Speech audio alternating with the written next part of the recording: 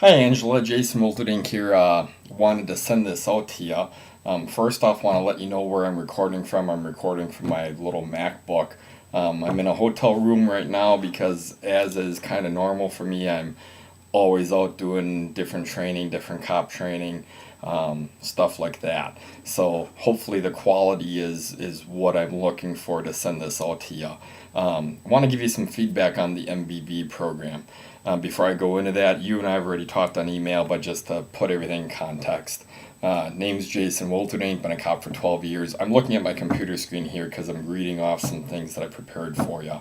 I'm an international mission vet, did a civilian police contract for the UN in Africa, lived there for a year, got experience there. I teach and or evaluate for two different tech colleges, which in Wisconsin, where I live and where I'm from, the tech colleges are really the backbone of the police academies in this state. I got a couple of things for you. Number one, we have statistics out there that say that 300 to 450 cops each year will commit suicide. Different sources on that, the pain behind the badge, heavybadge.com, police, the PSF, Police Suicide Foundation, I think it's psf.org. Slowly but surely, more and more organizations are starting to be aware of this, wake up to it. I think this would still be a dirty little secret if we didn't have the internet to throw this information out there. But slowly but surely, we're getting statistics and more statistics that kind of support a need for this. So 300 to 450 cops per year killing themselves. There's no statistics I can find that say that if 300 to 450 are so distraught and depressed that they're willing to kill themselves, how many cops out there need mental health but just haven't reached that level yet. Second point, according to the FBI, an average of only, I believe one's even too many, but only 150 cops being killed in line of duty per year. Yes, some years it's worse, other years it's not so bad, but 150 is around where it's at. So conservatively to the high end, we are killing ourselves 2 to 3 times more likely than we are being killed by bad guys. That's just unacceptable. We have to do something. We're stronger than that. We're braver than that. We're more courageous than that. It's time we took the bull by the horns and we actively worked to solve this problem. Third point, when I was a new cop, we talked about stress. My instructors talked about stress. They talked about being stressed, about a high stress job, about a demanding job, but no one gave me true coping material. No one. There wasn't anything out there. It just wasn't available. And I think you specifically have done some things to change that, and some other sources as well, but I want to talk about you and those sources. I think there's 3 different kinds of programs out there. Here's how I break them down. The first kind of program is the seminar you go to. Those seminars, they bring ideas to light. They increase awareness. I'm specifically thinking of the program called The Pain Behind the Badge. You go to that seminar and it's an awareness seminar. It makes you aware of the program and the problems out there in general. So does Kevin Gilmartin's program, excellent program as well, by the way, Emotional Survival for Law Enforcement. Think a lot of Kevin in his program. Program number 2, Kevin gets into this, and so do you a little bit. It's suggesting some lifestyle changes. It's suggesting go home and do this or do that. For example, exercise 30 minutes a day. Set up a schedule. Stick to your schedule. Make the family part of the schedule. No matter how you feel, you stick to the schedule and you do it so your life doesn't pass you by. Those are lifestyle changes.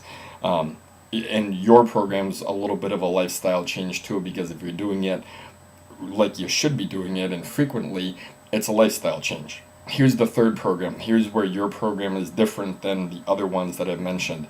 Your program in the MBV, the Meditation, Breathing, and Visualization program, it's a program that the user can follow along with the instructor every day or several times a day. You can simply turn on the MP3, turn on your iPhone, your iPod, your iPad. I'm a Mac guy, so if you can't tell. But you can turn those things on, you can listen to what you're saying, you can do it with you. That would be the equivalent of having a DVD or a video or something like that you can plug in and you can work with the instructor, and as the instructor says, take a good defensive stance, now go to position 1 of the draw of your firearm, now position 2, so on and so forth. this is the first time I've seen something like this, and I can't emphasize how important I think it is. A lot of cops are too manly, too macho, too tough, and that includes the ladies as well, to admit that something like this would be good for them. Here they got something in the privacy of their home, or if they're having a really bad day, they could even pop it on their iPod for 5 minutes in their squad car between calls as they're getting very frustrated. So I just think how important it is. I want to give you some praise for the fact that people for the first time, cops for the first time, firefighters, EMTs, paramedics, dispatchers, have a program they can take home, and they can do it in the privacy of their own home anytime they need that little bit of a mental break, and to recalibrate, and to dial down and to relax after a bad day, a stressful day, or just that cumulative stress.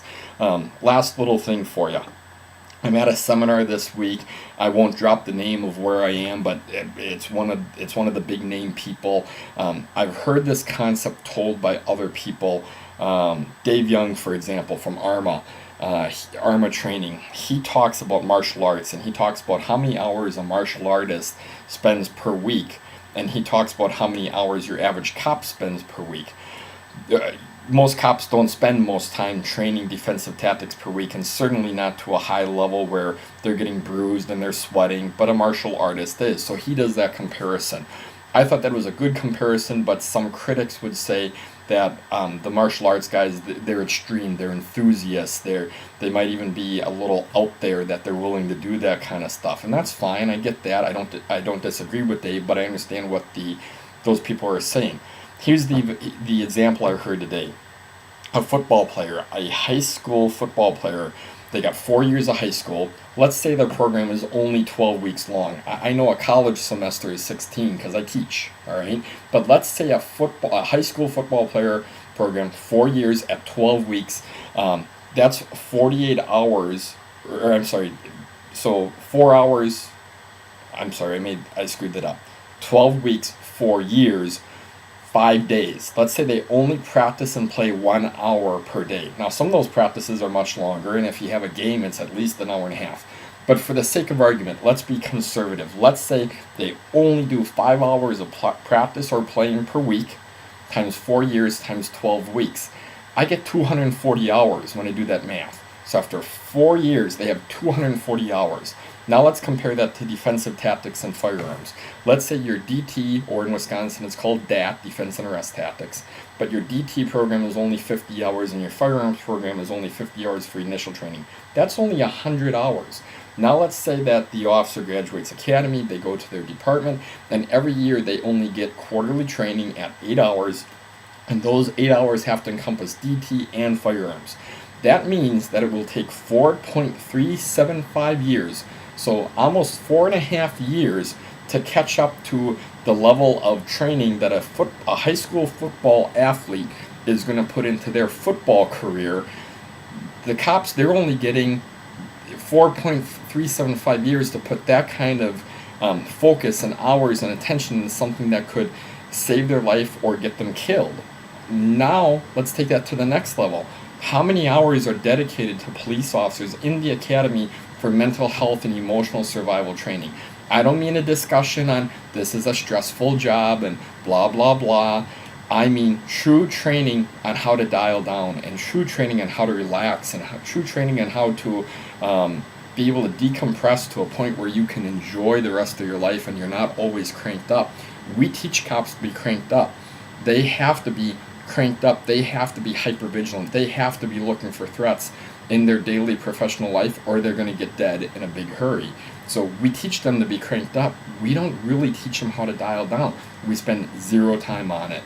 Your program does that, and I hope to see a lot more from you. We've talked about different things you might be doing in the future. I hope to see that. I hope to see it soon. I hope to see it in a video program. So that's about it. Thank you very much. We'll be in touch. Love ya. Thanks for everything you're doing for me and my fellow officers. Really appreciate it.